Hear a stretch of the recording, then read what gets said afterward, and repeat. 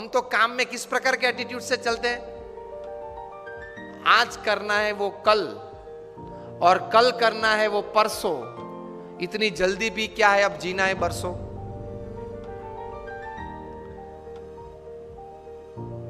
कल का आज नहीं, आज का अभी। That is the first attitude in work. Only then you will be able to do great works. मैंने 400 से 500 से ज्यादा ऑटोबायोग्राफीज ऑफ बायोग्राफीज पढ़ी है। From Sardar Patel to Abraham Lincoln to Winston Churchill to Nelson Mandela to Sachin Tendulkar to Cristiano Ronaldo, everybody.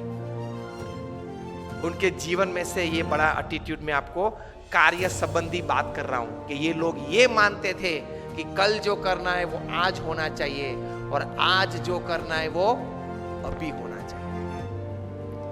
तो वहां laziness और procrastination, आलस की बात ही कहां आई? आती ही नहीं है। सिंपल। दूसरी बात, क्योंकि प्रमुख स्वामी महाराज को हमने ये देखा है, कोयम्बतूर के रेलवे स्टेशन पे रात को 12 बजे ट्रेन 15-20 मिनट लेट थी। प्रमुख स्वामी महाराज ने कहा पत्र निकालो, हम पत्र लिख लेते हैं। 2-3 पत्र के उत्तर वहां लिख लिए रेलवे स्टेशन पे 70s में। मुंबई में डेंटिस्ट की अपॉइंटमेंट थी, वहां गए, अपॉइंटमेंट ठीक तरह से तैयार की गई थी ताकि उनको बैठना ना पड़े वेटिंग में। फिर भी अगले वाला जो पेशेंट था उसमें कुछ ज्यादा टाइम देना पड़ा डेंटिस्ट को। तो प्रमुख स्वामी तो वहां पहुंच गए जो समय था। डेंटिस्ट ने कहा स्वामी जी 2 मिनट। स्वामी जी बोला be comfortable, treat that patient properly, I am sitting. कि स्वामी जी सिर्फ 2 मिनट। डेंटिस्ट अंदर गए, प्रमुख स्वामी ने अटेंडेंट सेक्रेटरी को बताया कि पत्र निकालो, पढ़ लेते हैं। तो स्वामी अभी 2 मिनट में अंदर ही जाना है। स्वामी के 2 मिनट में पढ़ लेंगे, और एक्चुअली 1.5 मिनट में अंदर जाना ही हुआ। 1.5 मिनट में उन्होंने 2 पत्र पढ़ लिए, और खड़े होते होते दोनों पत्र के उत्तर अपने सेक्रेटरी को बता दिए कि ये लिख देना, मैं साइन कर दूंगा। 2 पत्र पूरे कर दिए डेंटिस्ट के अपॉइंटमेंट में, वेटिंग में। और अगर हम उस वक्त बैठे होते तो इतना ही होता है। वेटिंग में बैठे हैं तो दिस इज द पोस्चर। कौन आता है, कौन जाता है, कौन खड़ा है, किसने क्या कपड़े पहने, यही चलता है वेटिंग में। Such great personalities, they use the milliseconds of time, and we don't use hours and days of time. So for attitude towards work, use of time. ये काम मैं 2 सेकंड के बाद करूं, ये विचार आए तो भी वो लेजीनेस है, प्रोक्रेस्टिनेशन है। ये पहला एटीट्यूड। दूसरा एटीट्यूड प्रमुख स्वामी महाराज के जीवन में से और इतने बड़े महान हस्तियों के जीवन में से, कि दिन में करीबन कम से कम 2-5 क्रिया प्रक्रिया तो होनी चाहिए जो उसी वक्त उसी समय 50 साल तक चलनी चाहिए। वी अंडरस्टैंड, पूरा दिन तो हम अपने हिसाब के मुताबिक नहीं चला सकते, लेकिन 2-3 क्रिया आप तैयार कर लो। वो दिन 2-3 क्रिया उसी समय हर दिन होनी चाहिए। तो because of that 2-3 small acts or work that you do regularly at the same time every day for years, that will decide the schedule of your day, keep you on time for every other schedule of the day. इसमें इतनी ताकत है। प्रमुख स्वामी महाराज 40 साल तक सुबह 6:40 को walking में आए। 6:40 he is out of his door for war. 40 years। इतनी बड़ी जिम्मेदारी थी। मैं दावे के साथ कह सकता हूं कि हम लोग जितने यहां बैठे हैं, हम सबका जीवन का पूरा कार्य इकट्ठा कर ले तो भी प्रमुख स्वामी महाराज का एक 1% में भी नहीं आता। आपने एक हरियाणा भवन बनाया, कितनी तकलीफ पड़ी होगी, मैं समझ सकता हूं। ऐसे 1300, 1300 और 150 से ज्यादा हॉस्पिटल्स, कॉलेजेस अलग। And he has given his personal time to 20 million people. 2 crore लोगों को पर्सनल टाइम दिया है। 6:40 को वॉकिंग, हम लोग उनके वॉकिंग के दर्शन के लिए बैठते तो 6:35 होती थी, हम लोग को पता चलता था कभी तो 5 मिनट बाकी है, नहीं आए होंगे वॉकिंग में। At 7:30 he used to sit on the stage, come on the stage for his morning puja. For 40 years at 7:30 sharp he would come on the dais. These are great personalities. Attitudes towards work, of keeping time at least in 2 or 3 acts of your life of the day. तो बाकी की schedule दिन की उसमें से set और stable हो जाएंगे, सेट और स्टेबल हो जाते हैं। तो उनके जीवन में ये था। फिर व्यक्तिगत जीवन में एक एटीट्यूड था। बहुत बार वे ये बात करते थे, और मैंने बोला ना कैसी बड़ी बायोग्राफीज में भी आपको मिलेगा। ही यूज्ड टू से, जीवन में अगर कम खाएंगे तो शरीर अच्छा रहेगा, और गम खाएंगे तो मन अच्छा रहेगा। प्रमुख स्वामी महाराज के जितने सम्मान हुए ना, बड़ी अमेरिका में 40 से ज्यादा की टू द सिटीज उनको मिली है। ब्रिटेन पार्लियामेंट में स्टैंडिंग ओवेशन के साथ उनका सम्मान हुआ था। कनाडा की पार्लियामेंट में 550 एमपीज ने स्टैंडिंग ओवेशन के साथ उनका सम्मान किया था। व्हाइट हाउस पे एक इंडियन फ्लैग और अमेरिकन फ्लैग लगाया गया था 24 घंटे के लिए। और रोनाल्ड रेगन जब प्रेसिडेंट थे, उनके रिप्रेजेंटेटिव आके प्रमुख स्वामी महाराज को बड़े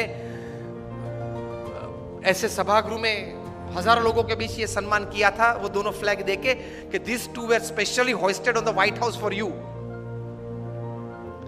केन्या पार्लियामेंट में स्टैंडिंग ओवेशन का था सम्मान। इतने बड़े सम्मान के साथ उनके बहुत बुरे अपमान भी हमने देखे हैं।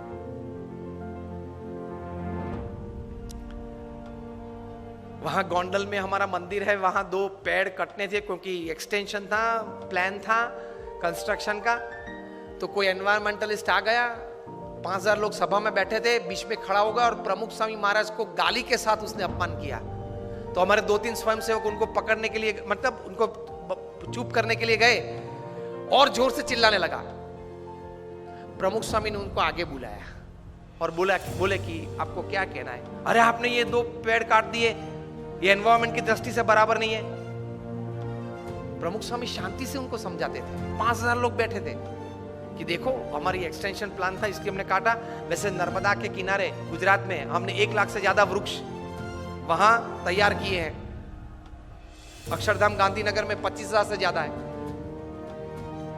वो कुछ सुनने के लिए तैयार नहीं था। 2 बार बोल गया, फिर वहां से चल निकला। प्रमुख स्वामी ने 2 वॉलंटियर्स को कहा कि उनके साथ रहना, और जब तक वो बाहर जाए तब तक उनके साथ रहना, क्योंकि वे जानते थे कि शायद उसको मार भी दे।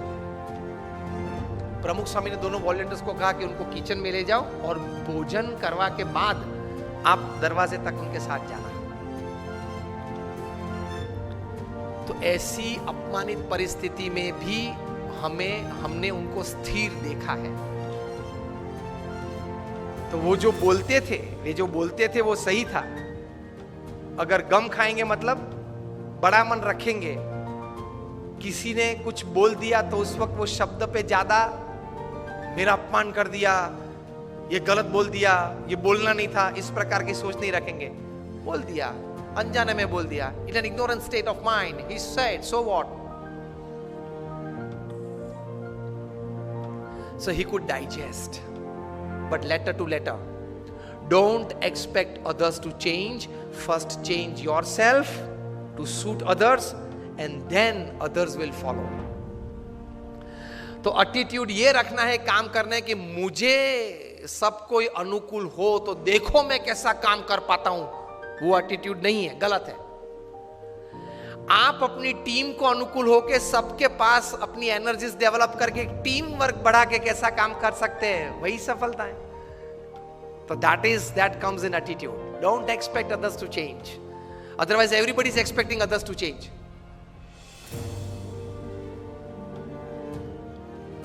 हमारे गुणातीयन स्वामी ने 200 साल पहले लिखा है क्या कि अगर मैं जिस तरह से समझ रहा हूं ऐसा ही सब समझे तो बहुत अच्छा।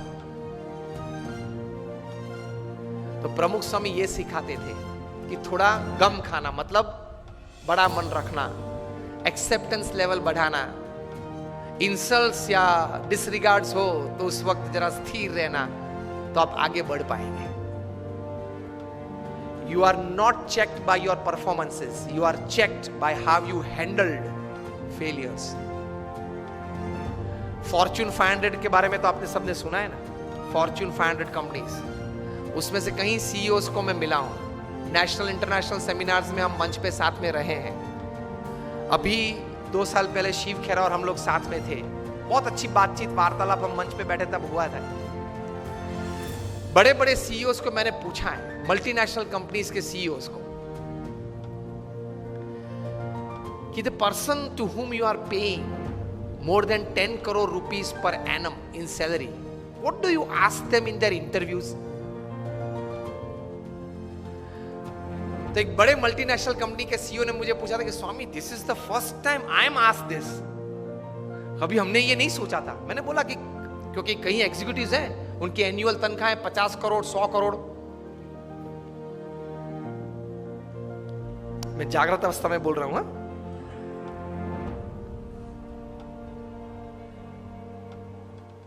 ये बहुत बड़ी सॉफ्टवेयर बनाने वाली कंपनी है,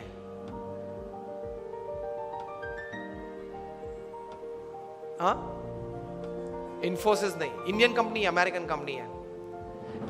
एलिसन उनका सीईओ है, एलिसन।